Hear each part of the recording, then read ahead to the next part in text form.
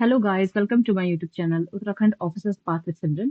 Today we are going to discuss class 3 of Science and Technology, which is going to become in Uttarakhand paper 6, or we can say in GS paper 3 of the Uttarakhand upper PCS and lower PCS mains exam, we can say specifically the upper PCS.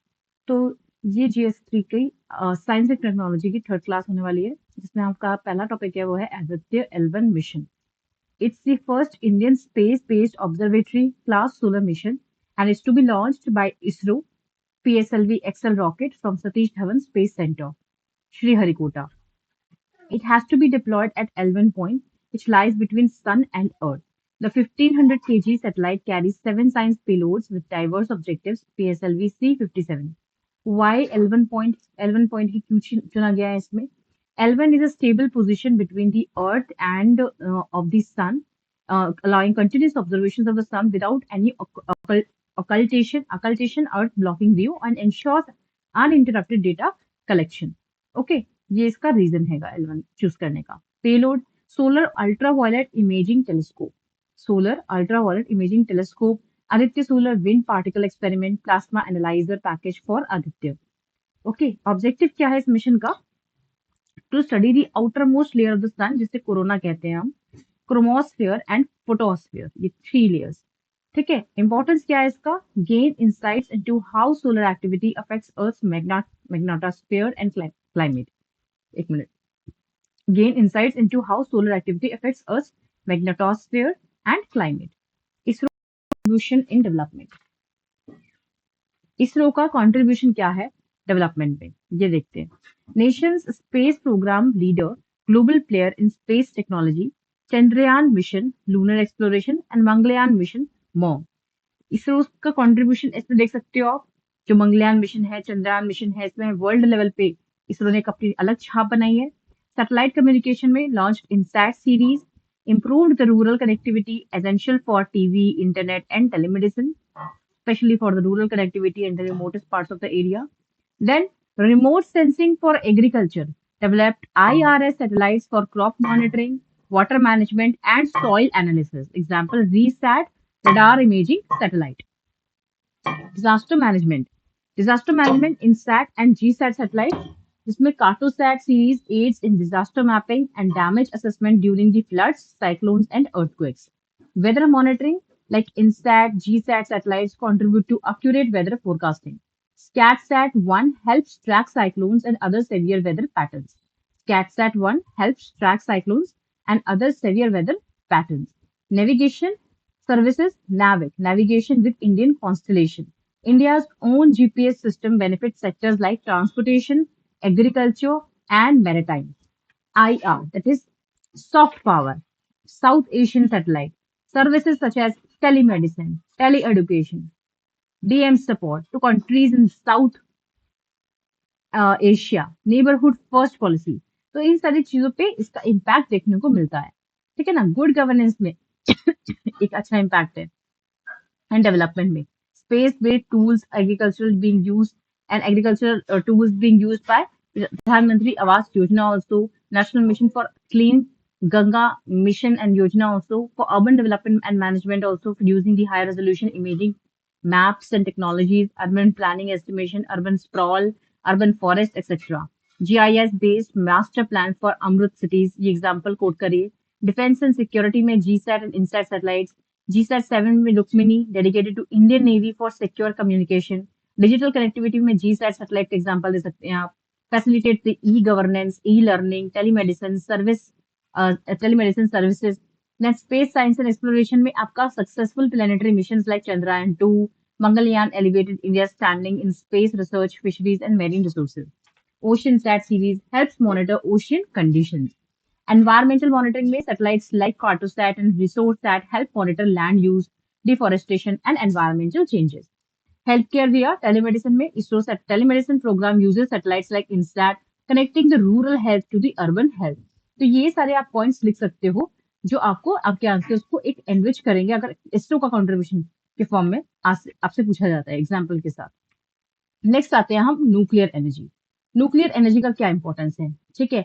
Nuclear energy is the energy release during the nuclear reactions, primarily nuclear fission and potentially nuclear fusion. ठीक है, आप देख सकते हो ये एक छोटा सा पाई चार्ट के रूप में बनाया हुआ है, जिसमें जो फॉसिल जो एनर्जी क्रिएट होती है फॉसिल से, वो अराउंड 56.8% ऑफ एनर्जी फॉसिल से क्रिएट होती है। न्यूक्लियर एनर्जी से आप कह सकते हो 1.6% ऑफ एनर्जी यूज क्रिएट की जाती है न्यूक्लियर एनर्जी से, 6.7 गीगावाट आप कह सकते हो। हाइड्रोजन से 11.2% और बाकी रिमेनिंग जो भी हमारे रिन्यूएबल सोर्सेस ऑफ एनर्जी जैसे सोलर, विंड, हाइड्रो, वो यहाँ से हम 16.1, 10.3 इस तरीके से हम पाई चार्ट के थ्रू अगर अपने मेंस के आंसर राइटिंग में आप शो कर सके, अगर न्यूक्लियर एनर्जी पे या एनर्जी पे कोई टॉपिक आ जाता है तो आप इस तरीके से चार्ट बना के एक छोटे से साइड पे बॉक्स में, तो आपको एक क्वालिटी आपको मिलेगी आपके आंसर्स को, और एक अलग प्रेजेंटेशन देखने को दिया जाएगा, एग्जामिनर को एक अलग इम्पैक्ट मिलेगा आंसर से। ठीक है, तो use for generating electricity, specifically nuclear energy का यूज मेन क्या है इलेक्ट्रिसिटी जनरेट करने के लिए। Nuclear power plants harness the heat from these reactions to produce steam and drive turbines. Nuclear fission, nuclear fission होता कैसे है? न्यूट्रॉन होता है, इसका कोलिजन किया जाता है यूरेनियम से। ये फास्ट मूविंग न्यूट्रॉन होता है एक तरीके से, ठीक है ना। इसका कोलिजन किया जाता है किसके साथ? यूरेनियम से किया जाता है। इसके बाद जो ये यूरेनियम है ये टू पार्ट्स में डिवाइड होता है। ये जो यूरेनियम है ये टू पार्ट्स में इस तरीके से डिवाइड हो जाता है। एक पार्ट बन जाता है लाइटर एलिमेंट, दूसरा लाइटर एलिमेंट बन जाता है, और तीन अलग अलग न्यूट्रॉन्स, एक ये हो गया, एक ये हो गया और एक ये हो गया, तीन अलग अलग न्यूट्रॉन्स भी साथ में इमिट करता है। तो बाद में जो ये लाइटर पार्ट टू पार्ट्स में डिवाइड हुआ है, कुछ न्यूट्रॉन्स इससे रिएक्ट करते हैं, वो और लाइटर पार्ट में डिवाइड होता है, और कंटिन्यूस होते होते होते होते होते होते ये चेन रिएक्शन बढ़ती चली जाती है। इसी को न्यूक्लियर बॉम्बिंग कहते हैं। तभी तो कहते हैं न्यूक्लियर बॉम्ब अगर किसी पे गिर गया तो वो पूरे एरिया को, बहुत बड़े एरिया को डिवास्टेटिंग करता है, क्योंकि जैसे वो एक जगह विस्फोट होता है उसके लाइटर एलिमेंट्स दूसरी जगह गिरते हैं, न्यूट्रॉन्स रिलीज होते हैं, वो उससे टकराते हैं, वो फिर से विस्फोटक होता है, फिर वो दूसरी जगह गिरते हैं, टकराते हैं, और ये कंटिन्यूस चेन रिएक्शन चलता है, इसकी वजह से वास्ट लेवल पे डिजास्टर्स इम्पैक्ट देखने को मिलता है न्यूक्लियर बॉम्बिंग से। तो ये न्यूक्लियर फिजन होता है बेसिकली, ठीक है ना। इसमें यूरेनियम है जो दो लाइटर एलिमेंट्स में डिस्ट्रीब्यूट होता है।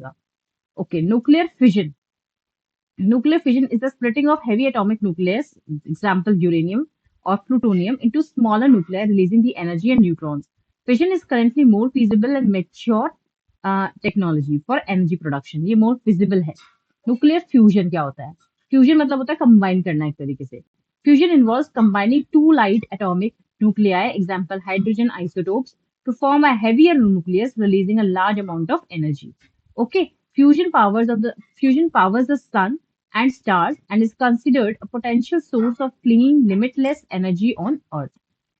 जैसे यहाँ पे ड्यूटेरियम है, ट्रिटियम है, and helium है and neutron है. Okay, fusion powers the sun and stars and is considered a potential source of clean, limitless energy on Earth. जैसे ड्यूटेरियम, हीलियम, ट्रिटियम, न्यूट्रॉन, इसके साथ a tremendous amount of energy is also being released. ये इसका example के तौर पे समझ सकते हो। इसके बाद आता है three stage nuclear programme. Three stage nuclear programme है इंडिया का। ये एक बहुत ही इंपॉर्टेंट टॉपिक है, ठीक है, हम डिटेल में और डिस्कस करेंगे आगे। Three stage nuclear programme, okay, this is very important in terms of India's nuclear program. India's nuclear program is considered to be three stage.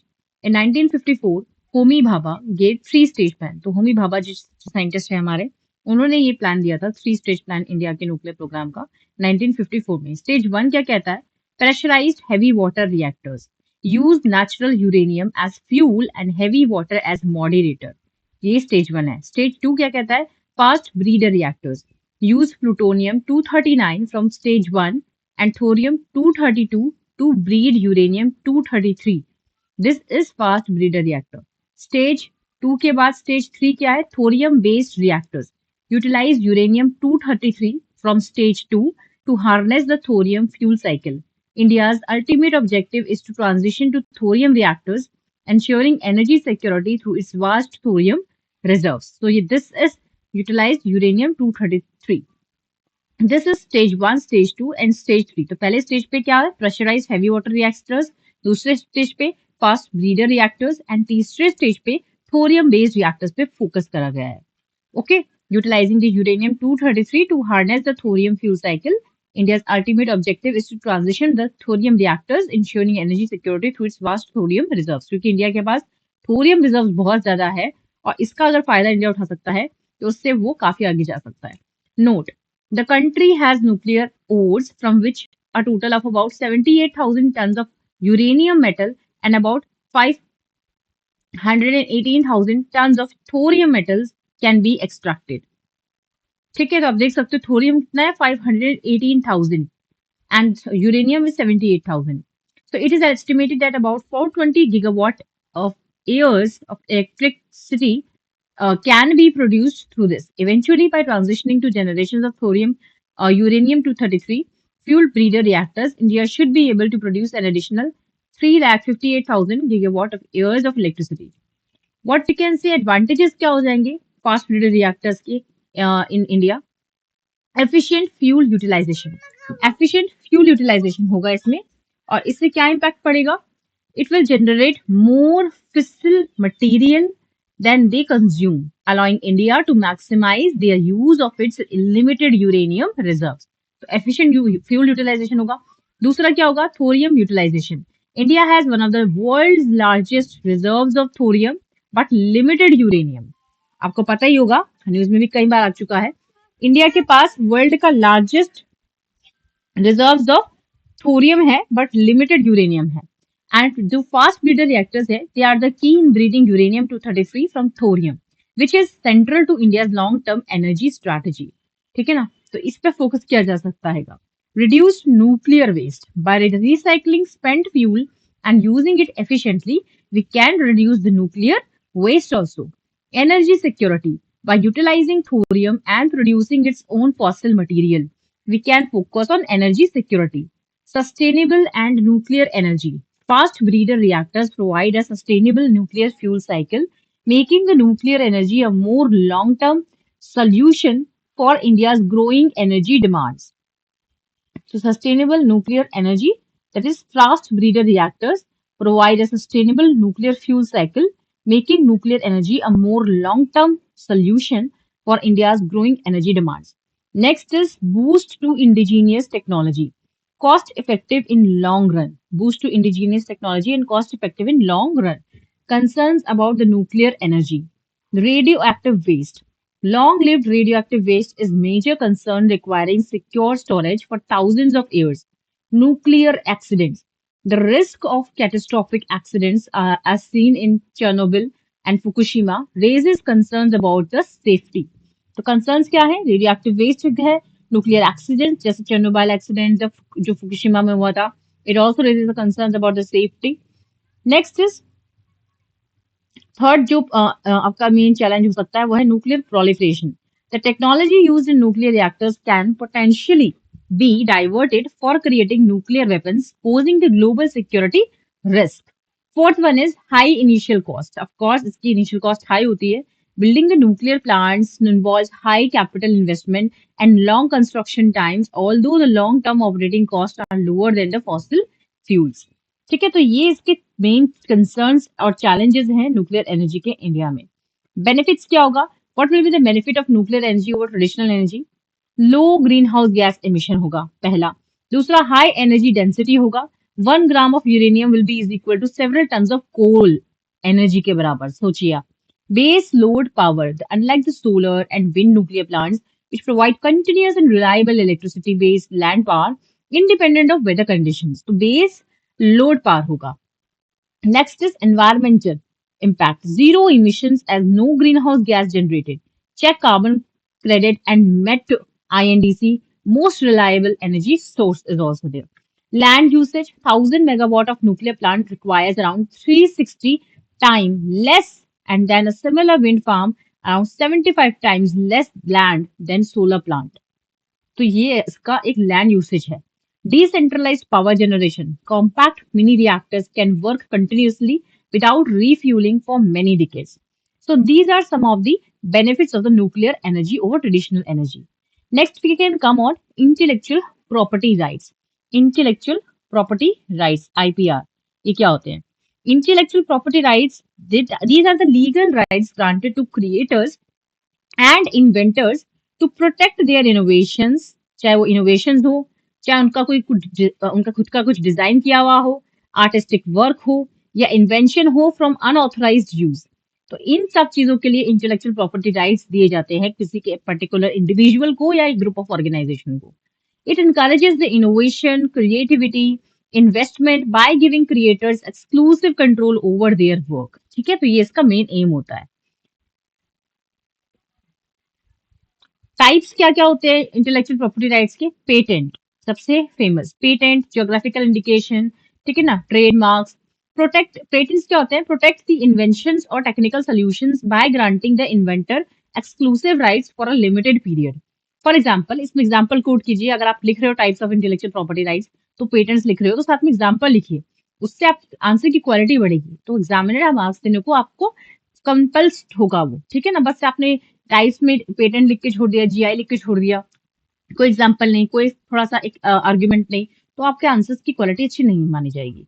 ठीक है, फार्मास्यूटिकल हो जाता है पेटेंट्स में एग्जाम्पल. न्यू मशीनरी कोई आपने बनाई है एंड सॉफ्टवेयर टेक्नोलॉजी कोई है अगर, जैसे कि जो पैडमैन पिक्चर आई थी उसमें जो पैड बनाने की जो मशीन है एक तरीके से, उसमें भी उस बंदे को एक तरीके से पेटेंट, उससे खुद की इन्वेंट्री थी उस मशीन की, तो उसके हिसाब से वो पेटेंट लेके वर्ल्ड लेवल पे वो उस चीज को कर सकता था. लेकिन उसने चुना क्या कि गरीब लोगों के लिए ये आसान हो जाए, फ्री ऑफ कॉस्ट एक तरीके से उनको ये प्रोवाइड हो, तो उसने इस चीज को आगे बढ़ाया. तो उसमें आप देख सकते हो पेटेंट वगैरह जो होता है, किसी ने अपनी खुद की मशीन बनाई है, खुद की तरीके से मैन्युफैक्चरिंग की है, कोई खुद की दवा बनाई है, कोई ऐसी सॉफ्टवेयर टेक्नोलॉजी का निर्माण किया है, तो उसके लिए आप पेटेंट ले सकते हो. ठीक है, नेक्स्ट इज कॉपीराइट. पहला हमने पढ़ लिया पेटेंट, कॉपीराइट. कॉपीराइट क्या होता है? It grants creators of original works, जैसे कोई भी लिटरेरी वर्क हो गया, कोई भी आर्टिस्टिक वर्क है या म्यूजिकल वर्क है, people get the exclusive rights to reproduce, distribute and perform their works. For example, books हो गया, उस पे कॉपीराइट का आप आईपीआर ले सकते हो. मूवीज हो गया, म्यूजिक हो गया, पेंटिंग्स हो गया, इन सब पे आप कॉपीराइट इशू कर सकते हो. ट्रेडमार्क, तीसरा आपका जो टाइप ऑफ आईपीआर है वो है trademark. It protect symbols, logos, names और slogans used by the businesses to identify and distinguish their products और सर्विसेज. जैसे एक बिजनेस किसी ने खोला है, जैसे कि बिगीज है, बिगीज नाम से एक बिजनेस शुरू हुआ है. अब वो कोई और कॉपी ना कर ले उसका नाम, अगर किसी ने कॉपी करा तो उसे जुर्माना भरना पड़ेगा, बिकॉज पेटेंट ले चुके हैं वो. तो अब कोई और जो है वो सेम नाम से वो बिजनेस नहीं खोल सकता है. तो दिस इज व्हाट. तो इट इज द ब्रांड लोग, कोई भी लोगो पे, कोई नेम पे, ब्रांड पे इशू किया जाता है ट्रेडमार्क. तो एग्जांपल लिख सकते हो, brand logos like Nike, swoosh and Apple, इस तरीके से. Next is your geographical indications. For example the Darjeeling tea famous in Sikkim, और we can say and Kashmiri saffron. So this is something geographical indication इनको मिला है. उत्तराखंड में किन किन चीजों को जियोग्राफिकल इंडिकेशन मिला है पता होना चाहिए आपको. जैसे आपका मंडवा हो गया, झंगोरे की खीर हो गई, इन सब चीजों को मिला है. Design rights protect the aesthetic appearance of a product. Example, its shape, configuration और कलर, ये डिजाइन राइट्स होते हैं. Example, unique products design like furniture और ऑटोमोबाइल डिजाइन. ट्रेड सीक्रेट्स भी एक टाइप ऑफ आईपीआर है. It is the protection of confidential business information that provides a competitive edge. Okay, जैसे Coca Cola recipe, property, manufacturing process. ठीक है ना, तो this is something trade secrets. तो these are the main types of IPR. As example के through हमने समझाया आपको, तो ये पढ़ लीजिएगा. हो सके तो अपने खुद के नोट्स भी बनाइए आप. ग्लोबल इनिशिएटिव्स क्या है आईपीआर में? Indian Acts for Indian Intellectual Property Rights Protection. First is the Indian Patents Act of 1970. It provides exclusive rights to inventors for their innovations. Second is the Copyright Act of 1957, covering the books, music, films, and other artistic works. Third is the Trademarks Act of 1999, including the logos, brand names, and symbols and sound marks like Nokia's ringtone. Example for. ठीक है ना? Next is the GI Goods Act of 1999. Next is Design Act of 2000, governs the protection of industrial designs in India. ठीक है, तो ये सारे हमारे क्या हो गए? एक्ट्स हो गए जो इंटेलेक्चुअल प्रॉपर्टी राइट्स के प्रोटेक्शन के लिए बने हैं. Next is the world intellectual property organisation. इसका क्या रोल है? A global organisation under United Nation that promotes the IPR protection worldwide, oversees the international treaties like patent cooperation treaty. TRIPS agreement इस famous है ये. Trade related aspects of intellectual property rights is a global agreement under WTO that sets minimum standards for IPR protection across member countries. It ensures uniformity in patent laws, copyrights, trademarks, and GI. So these are some of the intellectual property rights initiative, acts, protection rights in types we have discussed. ठीक है, तो आज के लिए हम इतना ही discuss करते हैं. अब आगे इसके बाद का है जैसे कि TKDL इनिशिएटिव है जो आपका, आगे हम और इसके बारे में डिटेल में पढ़ेंगे। साइंस टेक्नोलॉजी में क्या अचीवमेंट्स है इंडियंस के, जो साइंटिस्ट हैं उनके बारे में हम पढ़ेंगे, मेन मेन साइंटिस्ट रह चुके हैं हमारे। ठीक है, ये हम चीजें डिटेल में आगे नेक्स्ट वीडियो में पढ़ेंगे। तब तक के लिए आप जितना आज तक पढ़ा है उसको अच्छे से रिवाइज कीजिए, खुद के नोट्स बनाइए और खूब रिवीजन कीजिए, क्योंकि revision is the key to success ultimately. ज्यादा से ज्यादा ना पढ़ के जितना कम है उसको बार बार रिवाइज कीजिए, और कम रिसोर्सेज रखिए और मेंस में अपना बेस्ट देके आइए। ओके, तो मिलते हैं अगले वीडियो में, तब तक के लिए ऑल द बेस्ट।